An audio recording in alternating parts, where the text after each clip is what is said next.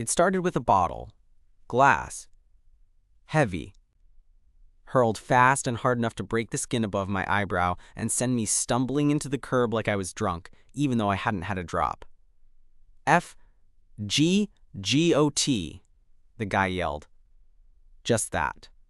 One word, shouted from a pickup I didn't recognize, disappearing down Main Street like it didn't just crack my face in something deeper underneath. I sat there on the sidewalk, hands pressed to my head, feeling the blood slip between my fingers and the sting of it in my eye. I didn't cry. I didn't scream. I just sat there. That part hurt more than the bottle. The emergency room stitched me up, asked the usual questions, and gave me a detective's name. "Someone will follow up," the nurse said. She didn't look at me too long. People don't like seeing bruised-up gay guys bleeding in their waiting rooms. It's bad for the vibes, the detective called the next morning. His voice was even, no nonsense, and crisp, like it belonged in a courtroom or on a radio. "Detective Connor Avery, can you come in today to give a formal statement?" I didn't want to, but I said yes. The police station smelled like sweat and floor cleaner, that chemical undertone that never fully leaves the air. I sat on a plastic chair, bouncing my knee, until someone called my name. He looked nothing like I expected. Detective Avery was tall. Not jacked, not stocky. Lean muscle under a dark button-down, sleeves rolled up to his elbows like he'd been doing something with his hands. Buzzed brown hair. Sharp features. No smile. "Tyler Brooks?" he asked. I nodded, standing awkwardly. "Follow me." We walked down a quiet hallway to a small office instead of an interrogation room.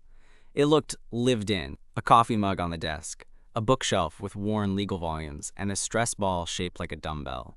His space. He motioned to the chair across from his. "Take your time," he said, then sat. I didn't speak right away. My hands were in my lap, fingers twisting. I felt like I was back in high school after being shoved into a locker. He didn't rush me. "You can start from wherever makes sense," he said, voice steady. So I did. I told him about walking home from my shift at the bookstore, how I took the same route every Friday night, how the truck passed once, then again. The second time slower, how I didn't expect the bottle. Or the slur. I didn't embellish. Just the facts.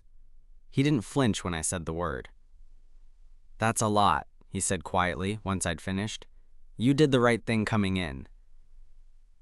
I wasn't sure if that was true. It didn't feel like anything would change. Then he asked a few questions, clean, precise, like he was stitching the story together in his head. I watched him take notes in a neat hand.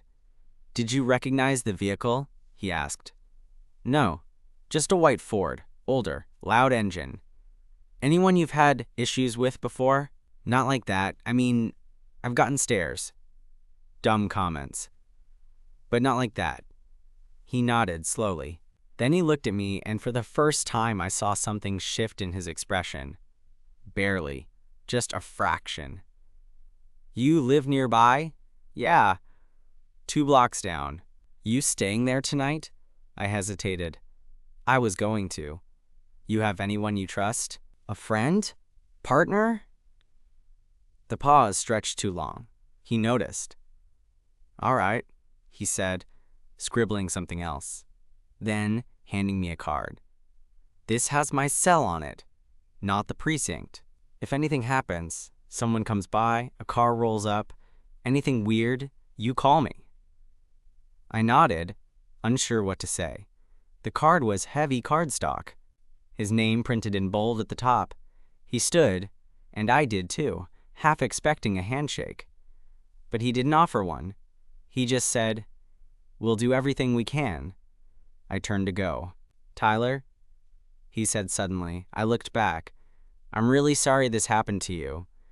And the way he said it, it didn't sound like policy. It sounded like something else. Like he meant it. The days after it happened were quiet in the worst way. I didn't go to work. My manager told me to take time, no questions asked. I appreciated that. I spent most of the time in my apartment, blinds drawn, TV on mute, staring at my phone without really using it. The bruising on my face turned a sickly yellow and green by the third day. I avoided mirrors. Then on Sunday morning, 3 days after I gave my statement, I got a text. Unknown number. Hi, this is Detective Avery. Just checking in. Any trouble? Anyone drive by or show up near your place? I stared at it for a moment, unsure how to feel. Then typed back. Me. No. It's been quiet, he replied a minute later. Detective Avery. Good. Let me know if that changes. That was it. Short. Professional. Still, I found myself rereading the messages later that night, trying to figure out why it mattered that he'd checked in at all. On Monday afternoon, he texted again. Detective Avery. Quick update. We pulled traffic cam footage near the scene. Can't make out the plate yet, but working on enhancing it. I didn't even know they did that kind of thing outside of TV shows. Me. Thanks for letting me know. Appreciate it. He didn't reply right away. I figured that was it. But later that evening, a second message came. Detective Avery. Also, if you need help finding a counselor, I know someone good, if that's something you'd want. That one sat with me, longer than the others. I typed something, deleted it, tried again. Finally landed on me. I don't know yet, but thank you. Detective Avery, totally your call, no pressure. I stared at his last text until the screen dimmed. 3 days later, there was a knock on my door. For a moment, I froze. My heart jumped into my throat. No one ever knocked. I peeked through the peephole and instantly relaxed. It was him, Detective Avery, off duty. Jeans, black long-sleeve shirt, black baseball cap in his hand. I opened the door slowly. Hi, I said. He gave a short nod. Sorry to just show up. Is something wrong? No, he said quickly. I was in the neighborhood. Figured I'd follow up in person. Cameras down the block caught what looks like the same truck circling another time. I wanted to ask if you remembered any other details, even small stuff. Engine sounds, bumper stickers, anything. He sounded casual, but I could tell he was watching me closely. I don't remember a plate, I said, or a sticker. Just, it was loud, kind of rattled when it slowed down. He nodded, pulling a notepad from his jacket. Like bad suspension? He asked. Maybe. Yeah, it bounced a little. And the guy in the passenger seat was wearing a red hoodie. That just came back to me now. He jotted that down. That helps. He closed the pad, looked up. You doing okay? I shrugged. Some days better than others. He nodded slowly, then looked past me into the apartment.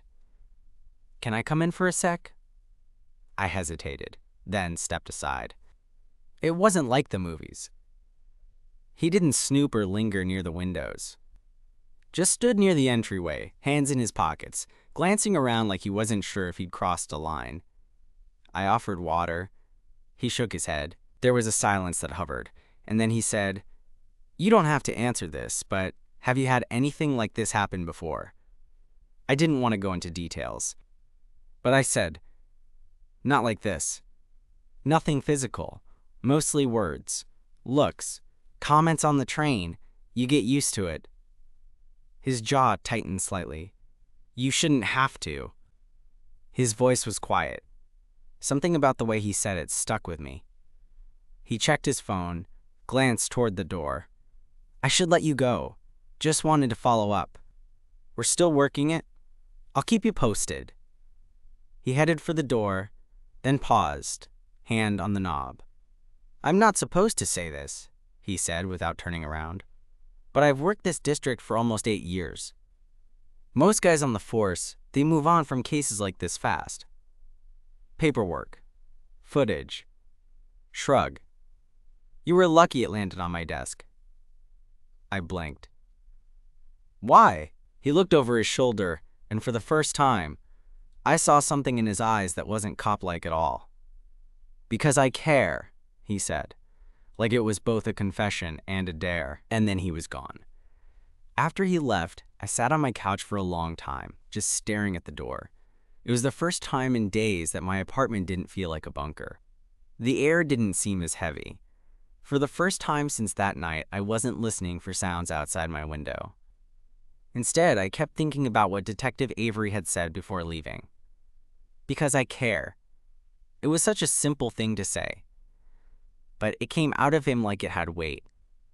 Like it wasn't something he admitted often. I didn't know what to make of it. Or of him. A week passed. The bruises on my face were mostly gone, but the ones inside stayed fresh. I went back to work at the bookstore. Half shifts, mostly just sorting inventory in the back room. I couldn't deal with customers yet. I told myself I'd get over it, but I was still flinching at footsteps behind me. Late Thursday afternoon, just before closing, Megan popped in. "You look slightly less like a crime victim," she said, sitting on a stool behind the counter like she owned the place. "Thanks, I've been practicing in the mirror." She handed me a coffee. "You seen that cop again? The one with the jawline and the emotional constipation?" I choked. "You mean Detective Avery?" "That's the one." I shrugged. "He came by once." She raised an eyebrow. "He came by your apartment?" "Yeah, said he was just following up." She stared at me, like she didn't buy it. "Did he follow up, or did he follow up?" "Meg." She held up her hands, grinning. Okay, but just saying, you look different when you talk about him." "I don't even know him." But he knew your address and showed up off duty, and you let him in." I rolled my eyes. It wasn't like that, but she wasn't wrong about the way he lingered in my thoughts. That weekend, I got another text. "Detective Avery, need a second opinion. Mind if I swing by tomorrow?" I stared at the message for a few minutes, then replied, "Me? Sure, afternoon works." The next day, he showed up just after 2, dressed down again.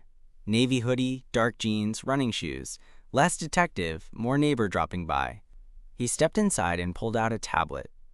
"We cleaned up some of the footage. Thought you might recognize something." We sat on my couch. Close, but not touching. He tapped a video, and a grainy clip started playing. A white truck rolling slowly past a corner. The resolution was better now. I could see the red hoodie in the passenger seat, the outline of a bumper sticker. "Recognize that?" he asked, pointing to the sticker. I squinted. "Is that an American flag with a skull on it?" "Yeah. It's a version of the Punisher logo. Some guys use it in place of political affiliation." "Charming." He let the video run again, pausing at different frames. "That hoodie. Look familiar?" I leaned in a little closer to get a better view. So did he. Our shoulders touched briefly. Neither of us moved. "It could be any college hoodie," I said finally, "but something about the sleeves. Look how long they are. Like he's pulling them over his hands." "Yeah," Avery said quietly. That stood out to me too. Nervous gesture. We sat in silence for a second, watching the frozen frame. Then he added, almost absent-mindedly, "You're good at this." "At what?" "Noticing details. Pattern stuff." I shrugged. "You get good at reading people when you've spent your whole life trying to guess if they're going to be cool with who you are." He was quiet after that. Then, softly, "Yeah." I looked at him. "You say that like you get it." He didn't answer right away. Just tapped the screen again to exit the video. The moment passed. Whatever was behind that, "yeah," slipped away. I thought that was the end of it. But after he left, I noticed he'd forgotten his water bottle on the table. A small, beat-up metal one. Nothing special. But it felt weirdly deliberate, like a thread he wanted me to pull on. I stared at that water bottle for a solid 10 minutes after he left. It wasn't just forgetfulness. I'd seen how careful he was, the way he scanned a room, the way he noted tiny things, like how long someone's hoodie sleeves were, or how a bumper sticker might hint at ideology. He didn't forget things. So when I picked up the bottle, it felt like a question left hanging in my living room. Did he mean to come back? That night, I set it on my kitchen counter and left it there, a stupid, dented cylinder of stainless steel, suddenly holding more meaning than it should have. 2 days later, he showed up again, This time, he knocked once and then texted, "Detective Avery, think I left something at your place." I opened the door and held it out without a word. "Thanks," he said, but his voice was a little quieter than usual. Not stiff, just like he wasn't wearing the badge in this moment. He didn't leave right away. "I was nearby," he added. "Figured I'd see how things are going." I gave a shrug. "Quiet, which I guess is good." "Still rattled?" "Some nights are worse than others." He nodded like he understood, then leaned slightly against the wall near my door. "You ever talk to that counselor I mentioned?" "No." "You thinking about it?" "Maybe." He looked down at the bottle in his hand, turning it slowly between his fingers. Then he said, without looking at me, "I talked to her." I blinked. "Wait, you?" He nodded once. "Years ago. After a case I couldn't shake." That was the first personal thing he'd ever shared. No badge, no case, just something about himself. I didn't want to press, but I couldn't help asking. "What kind of case?" His mouth twitched. Not quite a smile, not quite a frown. "Hate crime. Different kind. Trans woman. Assault. She didn't make it." I swallowed. Jesus. "Yeah." He finally looked up. His eyes were clearer now, still guarded, but softer. "I didn't know her. I wasn't even led. But I kept seeing her face, thinking about what it would have been like to live like that. Always watching your back." The silence between us thickened. Then he added, "I didn't grow up somewhere safe, Tyler. My hometown, no one was out. At least, not by choice.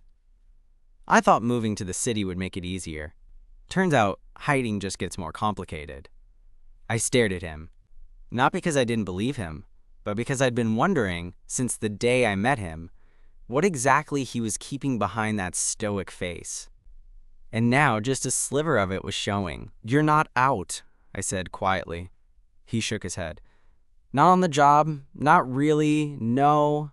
Why are you telling me this?" He didn't answer right away. Then he stepped forward, slowly, stopping just a foot from me. "Because you haven't looked at me like I'm wearing a uniform. Since the first day." I swallowed. "That's not a bad thing, right?" His voice dropped, barely audible. "No, it's not." He hesitated, like he might say something else, then gave a slight shake of the head. "I should go." I nodded. But just before he turned to leave, he looked back once more. "Hey," he said, "next time I check in, maybe it's not about the case." I felt my pulse tick upward. "Yeah," I said. "Okay." Then he walked down the hall, and for the first time I watched him go without feeling afraid of anything outside the door. After that night, I started seeing him in the gaps.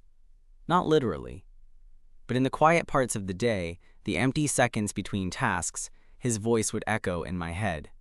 The way he'd said, "Next time I check in, maybe it's not about the case." Like he was cracking open a door neither of us had dared to knock on.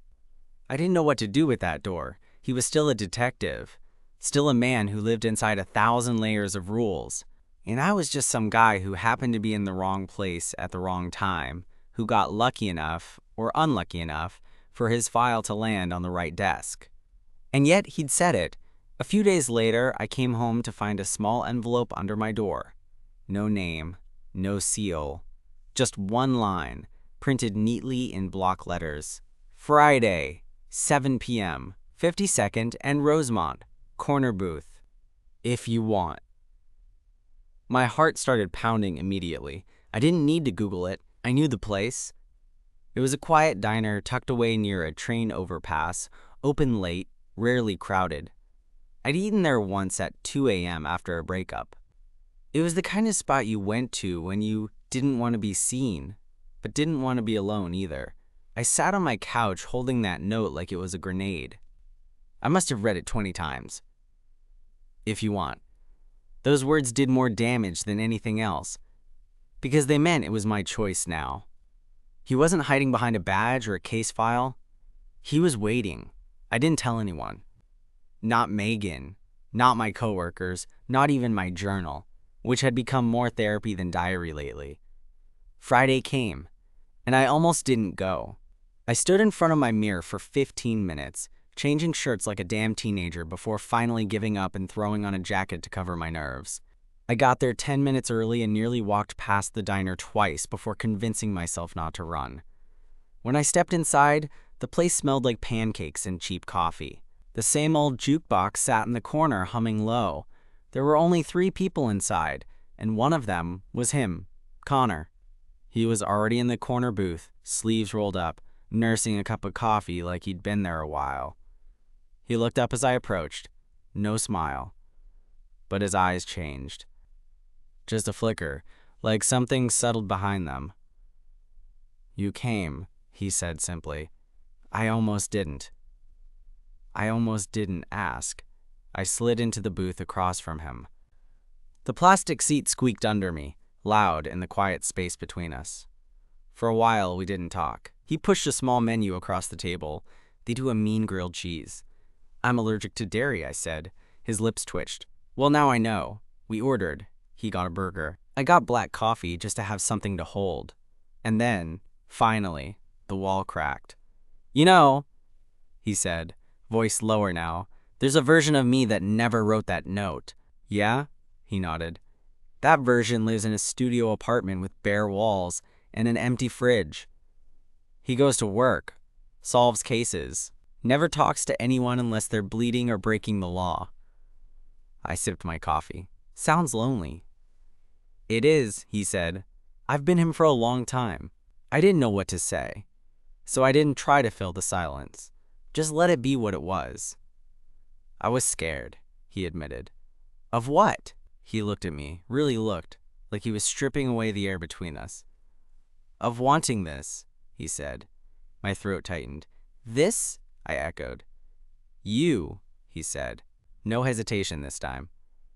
"I've been doing this job too long to pretend I didn't feel it. Since the day I took your statement, you've been under my skin." That silence stretched again, but this time it was different.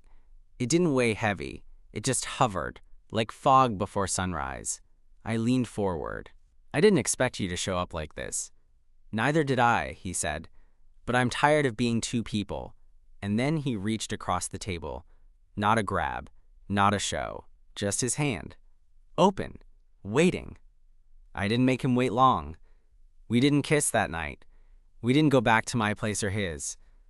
We didn't even talk about what came next. We just sat in that booth, his fingers brushing mine across a chipped Formica table, while the waitress refilled our coffee cups and pretended not to see what was happening between us.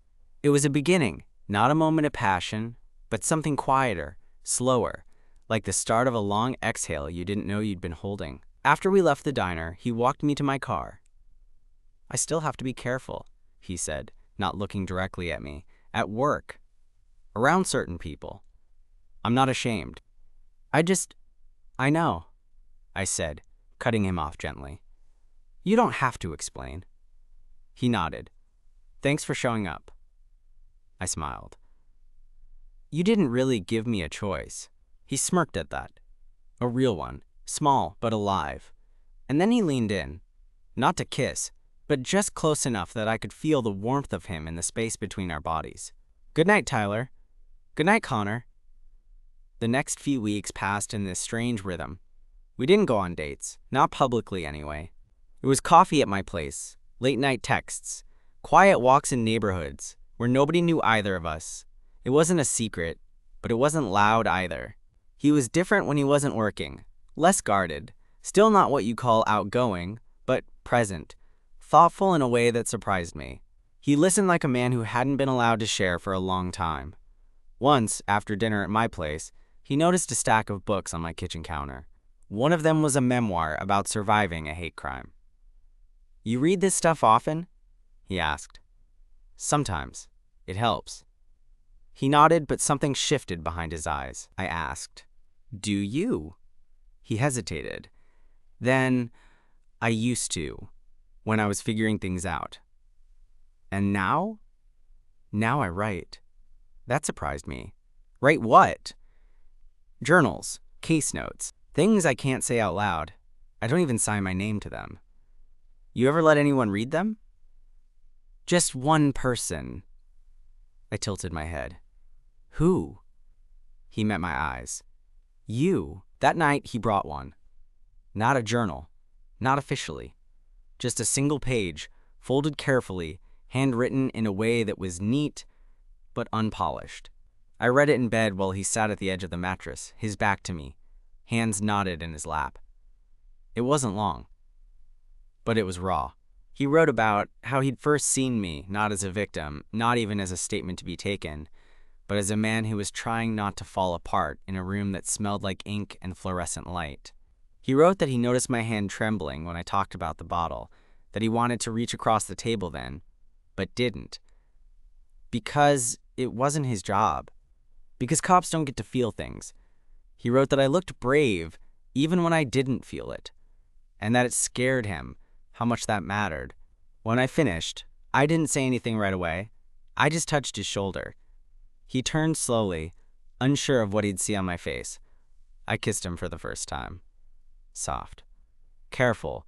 His fingers curled into my shirt like he didn't expect it, like he didn't trust it, but needed it just the same.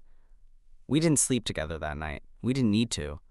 We just lay side by side in the dark, not touching, not speaking. But I could feel him there, breathing beside me. And for the first time since the night everything changed, I felt safe. The case never made the news. There were no dramatic arrests or camera crews or courtroom drama, just a quiet resolution. 3 weeks after Connor first came to my apartment, they ID'd the truck, pulled over the driver on a separate charge, found the bottle fragments still in the truck bed. The guy in the red hoodie was his cousin, barely 18. Both claimed it was just a prank. Connor called me personally to tell me. They're pressing charges, he said, assault and hate crime enhancement. The DA's taking it seriously. I didn't feel satisfaction, just relief, like a piece of the weight I'd been carrying finally loosened. You did good, I told him. You did better, he said. After that, we didn't have the case as an excuse anymore. We met once a week, sometimes more. He started coming over in the evenings, out of uniform, always checking behind him like instinct hadn't caught up to change yet. He never touched me in public. Never even reached for my hand. But one night, we were walking through an outdoor market, browsing old vinyl records, when a woman bumped into him and said, "Hey, Connor, still playing the strong silent type?" He gave a half smile, nodded, and then, without thinking, rested his hand lightly on the small of my back. It lasted maybe 2 seconds, but I saw the change in his eyes when he pulled it away, like something cracked open a little wider than he meant. He didn't apologize, and I didn't ask. The first time he stayed the night, really stayed. No distance, no early exits. It was a Sunday. We spent the day doing nothing, just him stretched on my couch while I read, his legs brushing mine every so often like he was checking to make sure I was still there. When it got late, he stood up and started gathering his things. "You can stay," I said. He paused. "You sure?" I nodded. "You don't have to go back to being the version of you with the empty fridge." His smile was slow, real. So he stayed. And in the middle of the night, I woke up to find him sitting at the edge of my bed, shirtless, elbows on his knees, staring out the window like he was listening for something only he could hear. "You okay?" I asked, still groggy. He turned. "Just thinking." "About what?" He looked at me, eyes soft in the dark. "I've spent my whole life learning how to hide. At work, around my family, inside my own skin." I sat up slowly, covers falling away. "You still feel like you have to?" He didn't answer for a while. Then he got back into bed, slid under the sheets, and curled toward me. "No," he whispered. That was all. No declarations, no promises. But it was enough. Weeks passed, then months. And somehow, through all of it, the thing that brought us together started to fade. Not disappear, but shrink. It didn't define every moment anymore. It wasn't always in the room with us. He was still careful at work, still cautious around the guys on the force who made offhand comments and talked a little too loud about woke bullshit. But when he came to my apartment now, he kissed me before he even set down his keys. He'd take off the badge and the layers with it, and I'd be there, every time. He wasn't hiding anymore. Neither was I. The last night of summer, we sat on my fire escape with beers neither of us finished, watching the city light flicker against the buildings. Connor leaned back against the metal railing and said, "You ever wonder what would have happened if I hadn't been assigned your case?" I looked over at him, saw the glow of the streetlight trace the side of his face. "Yeah," I said, "all the time." "And?" "I probably would have healed eventually. Moved on. Found someone else, maybe." He nodded. "Yeah, but I'm glad I didn't have to." He turned to me, and for once, he didn't look like a cop or a man with something to protect. He just looked like someone who was still learning how to be seen. "I'm glad too," he said.